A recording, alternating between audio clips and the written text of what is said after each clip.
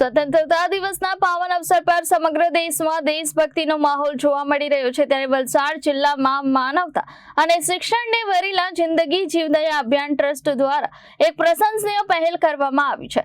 જિંદગી જીવદયા અભિયાન ટ્રસ્ટ દ્વારા શિક્ષણ તરફ એક પહેલ અંતર્ગત વલસાડની સરકારી શાળાઓમાં વિદ્યાર્થીઓને સ્ટેશનરી કિટનું વિતરણ કરવામાં આવ્યું છે।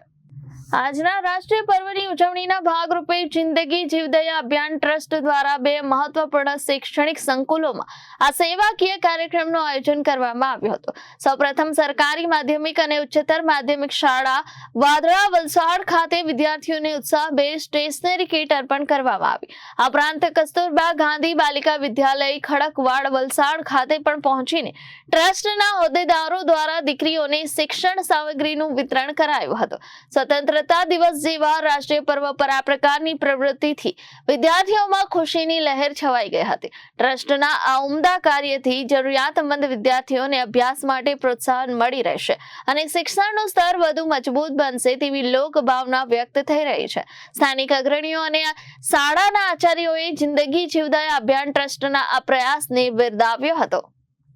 વલસાડ જિલ્લાના નમસ્કાર, મારી શાળા એ વલસાડ જિલ્લાના કપરાડા તાલુકાના વારધા ગામે આવેલી છે। શાળામાં 270 જેટલા બાળકો અભ્યાસ કરે છે અને તમામ બાળકો આદિવાસી સમુદાયના છે। આજે સુરતથી જિંદગી જીવદયા ટ્રસ્ટ તરફથી જરૂરિયાતમંદ બાળકોને શૈક્ષણિક કીટનું વિતરણ કરવામાં આવ્યું।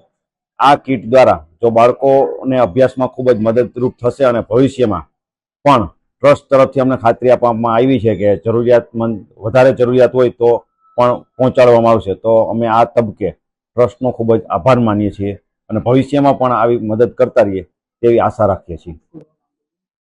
સરકારી માધ્યમિક અને ઉચ્ચતર માધ્યમિક શાળા વારધા, તાલુકો કપરાડા, જિલ્લો વલસાડ। આપનું નામ ને આપણી શાળાનું નામ? નમસ્કાર, મારું નામ ડોક્ટર પ્રિયંકાબેન પટેલ છે। સરકારી માધ્યમિક અને ઉચ્ચતર માધ્યમિક શાળા વારધા, તાલુકો કપરાડા, જિલ્લા વલસાડ ખાતે આવેલી છે। આજરોજ શું કાર્યક્રમ યોજવામાં આવ્યો હતો આપની શાળામાં?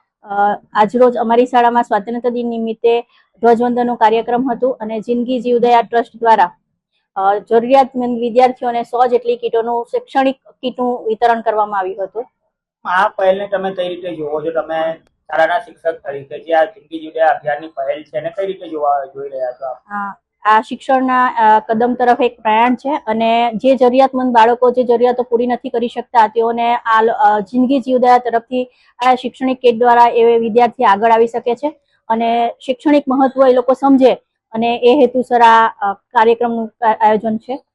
એક શિક્ષક તરીકે તમે શું બાળકો પાસે આશા રાખો છો આના અનુસંધાને? એક શિક્ષક તરીકે હું એ આશા રાખું કે બાળકો આગળ ભણે અને અમારો જે વિસ્તાર છે એક અંતરિયાળ વિસ્તાર છે, આદિવાસી બાળકો જે અહીંયા ભણે છે એ આગળ જઈને જિંદગી શું છે, કેવું જીવન છે એ તરફ એક પ્રયાણ કરે અને પહેલ કરે માટે બાળકોએ ભણવું જોઈએ એ મહત્વનું હું સમજુ છું। Bureau report, Janadesh news, Surat.